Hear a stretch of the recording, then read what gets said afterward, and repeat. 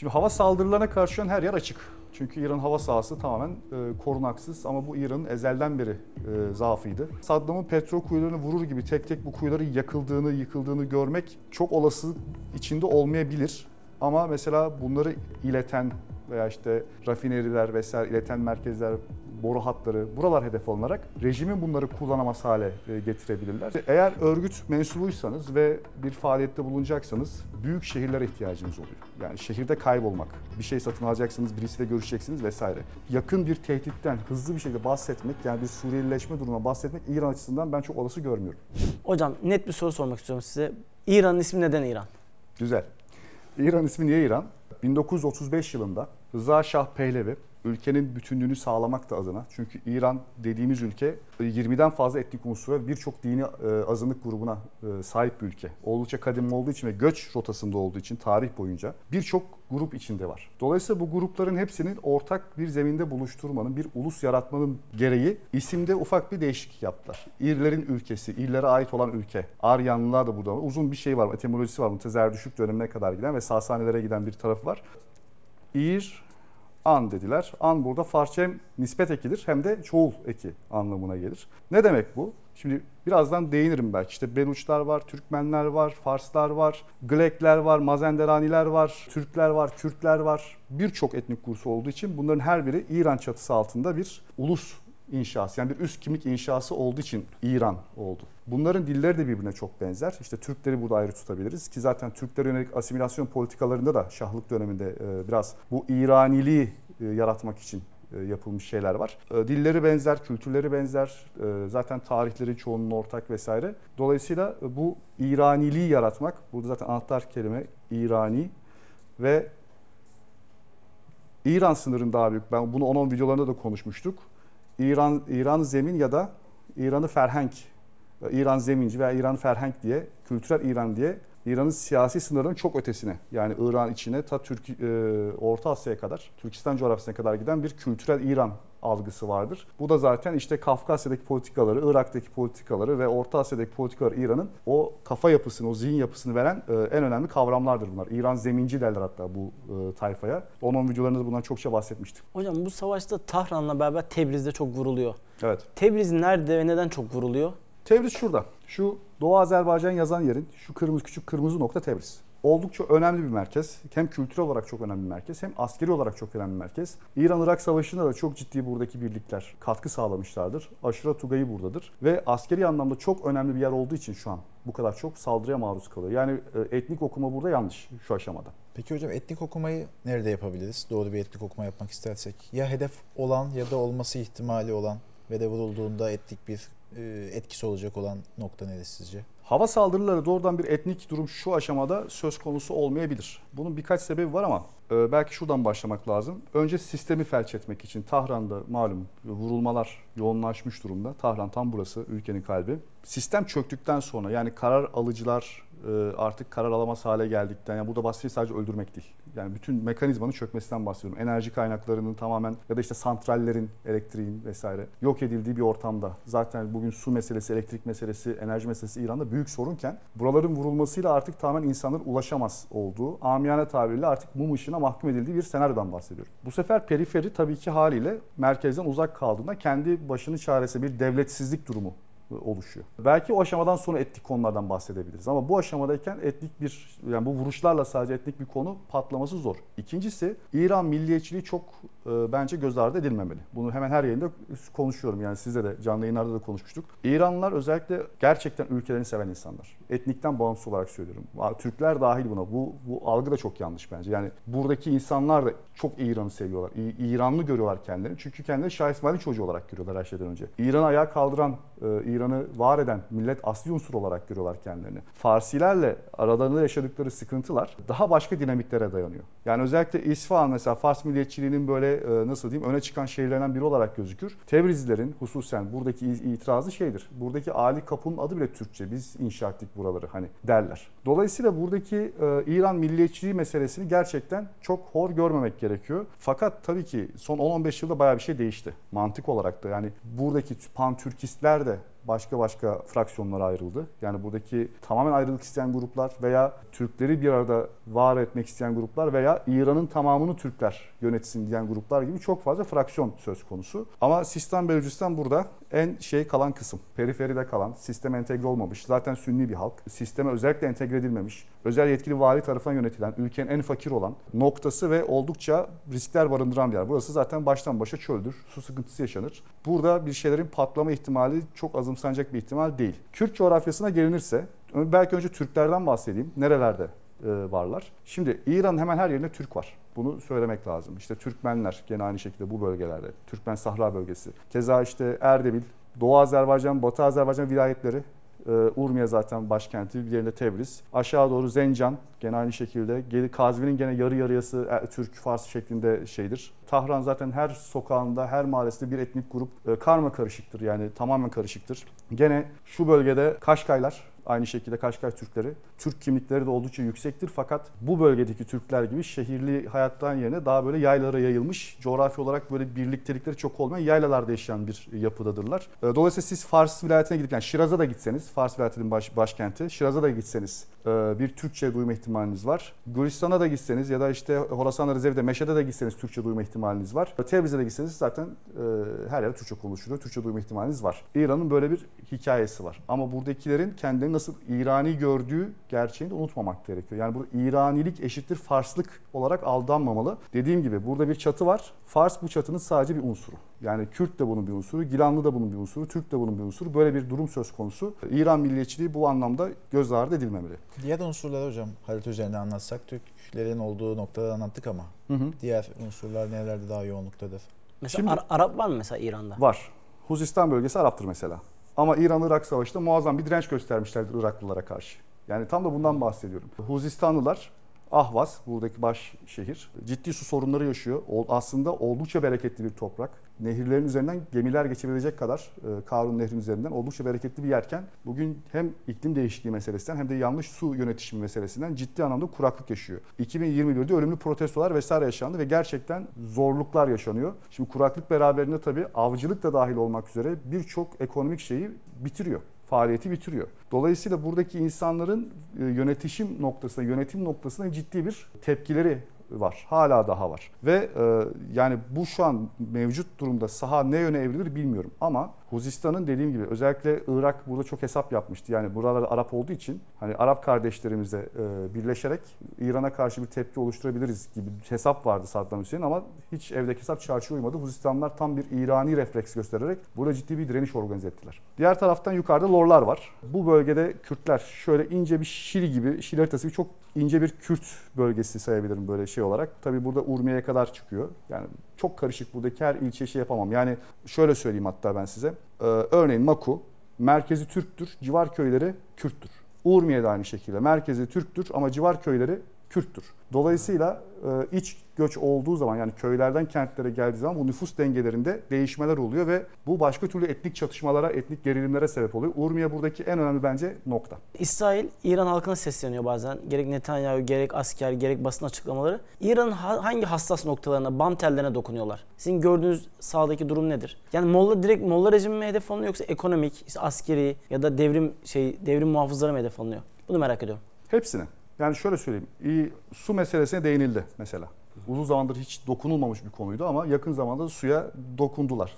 Su yönetimi noktasında. Hatta İsrailliler biz işte bu konuda çok ilerideyiz sulama noktasında vesaire. Ama sizin rejiminiz bu tip nimetleri almanızı engel oluyor tarzında böyle bazı şeyler, videolar vesaire de yayınladılar. Buradaki yolsuzluk meselesine çok dokunuyorlar. Ama şu unutulmaması lazım. Yıllardan beri yapılan ambargoların, yaptırımların bir hedefi de bugünleri topluma hazırlamaktı. Yani ekonomik olarak sıkıştırmak, işte yönetilemez bir İran yaratmak, su, elektrik, enerji noktasında hususen kolay ulaşılabilecek ya da dışarıdaki dünyadaki insanların kolay ulaştığı şeylere zor ulaşılabilir bir İran yaratmak bugünkü durumu yaratmak üzerineydi. Çünkü rejim ile halk arası bir ayrılık yaratarak bakın bizim vurduğumuz kişiler rejim, siz değilsiniz. İran halkı büyüktür, tarihidir. Dolayısıyla büyük İran milletiyle beraber el ele biz bu özgürlüğe kavuşacağız diyerek bir propaganda üzerinden yürüyorlar. Ama bu ne kadar sahada tutar, karşılık verir? Yani çok bundan emin olamıyorum. Açıkçası bunu yani ciddi anketler, istatistikler vesaire gerekiyor böyle bir şey için. Ama mesela Tahran'ın şehirli halkı içerisinde, İsfahan'ın şehirli halkı içerisinde buna karşılık verecek birileri belki bulunabilir ama kırsalda ben çok zannetmiyorum. Kaldı ki diasporada çok yazılan çizilen şeyi İran'ın halkının ben çok bilmediğini ilginç bir şekilde şaşırmıştım. Yani mesela diyelim ki bir grup, müzik grubu çok diasporayı yıkıyor. Muazzam başarı yapmış. Tahran'daki arkadaşlara gösterdiğimde aynı müzik grubunu ya da işte anlattığımda böyle gerçekten hiç haberleri olmadığını fark ettim ve çok şaşırmıştım. Böyle şeyler var. Yani bu sınırlar çok böyle geçişken, diaspora derneği konuşuluyorsa İran'dakiler görüyor, biliyor durumu da söz konusu değil. Biraz İsrail'in söylediği şeyler diasporada yankılansa veya bilinse dahi İran içerilerinde hele ki kırsalında bilinmesinin ben çok uzak ihtimal olduğunu düşünüyorum. Peki hocam kıyı bölgesi, şu Hürmüz Boğazı meselesi de aslında çok savaşın bir cephesi aslında. Evet. Oradaki demografik yapı nasıldır? Kent içerisinde ya da kıyı şeridinde nasıl etkisi olur bu sürecin? Buralarda ekseriyetle Farslılık ağır, şu bölgede Farslılık nispeten daha ağır oluyor. Fars nüfus şeyi. Burası dediğim gibi Belucistan. Beluç nüfusun şey yaptığı Sistan ve Belucistan aslında. Burada jeopolitik olarak oldukça önemli bir kırılma noktası var. Şu adalar meselesi, özellikle şurada tuttu adalar İran'ın. Küçük küçük adalar burada hatta çok görünmüyor bile. Askeri olarak varlığı olan ve aslında burayı kapatabilmek için bir yerde oluşturduğu bir altyapı söz konusuydu. Fakat bugün gelinen noktada dediğim gibi bu sistemik felç meselesi öyle sert vurdu ki, çünkü İranlılar bu saldırıyı bekliyorlardı. Yani beklemiyor değillerdi. Ocak ayında yaptıkları tatbikatlar, ardı sıra yaptıkları hava savunma tatbikatlarının tamamı bu saldırıları beklediklerini gösteriyor. Nereden biliyoruz? Çünkü tatbikat yaptıkları alanlar vuruldu. Yani hazırlanmışlar aslında, hazırlandılar İranlılar. Bu konuda da hazırdılar ama bir sebepten dolayı icraata geçiremediler hazırlıklarını. Artık teknolojik üstünlükten dolayı mıdır, yoksa içeriden sızmalardan dolayı mı, yoksa her ikisi birden midir? Bir sebepten dolayı geçiremediler ama bu mesafe o kadar yakın ki Husilerin yaptıklarını düşündüğümüzde, yani verdikleri rahatsızlık, işte seyir sefere verdikleri zararı düşündüğümüzde, yani sadece şurada basit araçlarla bile buradaki seyir sefere ciddi huzursuzluklar, rahatsızlıklar verilebilir. Ama İranlıların hala müzakere için çaba gösterdiğini ben düşünüyorum. Hala bir müzakere arayışında olduklarını, yani bir yerde bu konuyu saldırganlığı durulması için mücadele ettiklerini düşünüyorum. Dolayısıyla ellerindeki her kartı bir anda oynayacakları an şu an mıdır çok emin değilim. Peki hocam dini kimliğiyle öne çıkan kentlere bakarsak harita üzerinden oradaki dağılım nasıl? Askeri anlamda oralar daha güçlü korunuyor mu, yoksa orada bir zafiyet var mıdır? Nasıl değerlendirebiliriz? Şimdi hava saldırılarına karşı şu an her yer açık. Çünkü İran hava sahası tamamen korunaksız ama bu İran'ın ezelden beri zaafıydı. Şimdi Kum burada çölün ortasında bir yer. Önemli, zaten en önemli Şia'nın merkezlerinden bir tanesi. Diğeri zaten Necef tarafı, Irak'ta. İkinci olarak Meşhed çok önemli bir yer bu dini anlamda. İmam Rıza 8. İmam Şia'nın burada ve çok sayıda buraya İranlı ve Şii turistler giderler. Oradaki türbe ziyareti yaparlar. İmam Hümeyni mezarı ise Tahran'ın güney kısmında kalır. Şehrin dışında kalır. Oldukça büyük bir kompleks içerisindedir. Ama dini anlamda ilim havzası noktasında Kum ilim havzası, Meşhed ilim havzası öne çıkanlardan. Tabii Azerbaycan bölgesinde de ilim havzaları var. Medreseler var. Şimdi harita üzerinden bakarken bütün yönlerine baktık ama ekonomik, biraz da petrol altyapısıyla alakalı konuyu da parantez içinde açarsak. Şimdi bu şu ana kadar saldırılarda çok fazla hedef alınmadığı görülüyor. Bundan sonra alınma ihtimali var mı? Alınırsa neden alınıyor olur? Etkisi ne olur halk içerisinde? Nasıl değerlendirebiliriz? Şimdi İran için tabii dünyanın en büyük gaz ve petrol rezervlerinin üzerinde duran bir ülke olduğu için ve büyük ölçüde ekonomisi de buna dayalı olduğu için oldukça hayati yerlerden bahsediyoruz. Ama az önce de söyledim, sistemik felce gitmek istense de İran halkını kaybetmemek ve İran'ın yeniden inşasının çok uzun ve zahmetli olmaması gerekiyor diye düşünüyorum. Dolayısıyla burada Saddam'ın petrol kuyularını vurur gibi tek tek bu kuyuların yakıldığını, yıkıldığını görmek çok olasılık içinde olmayabilir. Ama mesela bunları ileten veya işte rafineriler vesaire ileten merkezler, boru hatları, buralar hedef alınarak rejimin bunları kullanamaz hale getirebilirler. Sonraki sistemi tekrar inşasında başka türlü bir yol bulunabilir. Ama külliyen bütün petrol sahalarının bombalanıp yakıldığı bir sistemik felç beklemiyorum. Çünkü 91'in konsepti, ruhu aynı olsa da 2003'e kadar Irak'ı tüketmek üzerine kuruluydu. Burada ise yeni bir sistem kurma arzusu var ve bunu hızlı yapmazlarsa Amerika'da uzadığı için bu süreç zarar görür. İç politika başta olmak üzere. İsrail de aynı şekilde zarar görür. Bu işin maliyeti çok kaldırılamaz hale gelir. O yüzden nokta atışı seçilmiş yerlerin ben vurulacağını düşünüyorum ama 91 Körfez'deki gibi böyle büyük petrol yangınları göreceğimizi çok düşünmüyorum. Peki hocam önümüzde büyük bir harita açık. Bilmeyenler için aslında nasıl bir coğrafyadan bahsettiğimizi biraz betimlesek nasıl olur? Çöller, dağlar ya da yerleşim olan iller ağırlığı nasıl olur? Nüfusun ne tarafta yolu? Tabii. Aslında şu harita bence güzel bir harita bunun için. Burada da o gözüktüğü için dağlar vesaire. Şimdi görüldüğü gibi İran'ın şu kısmı dağ sırasıyla dolu.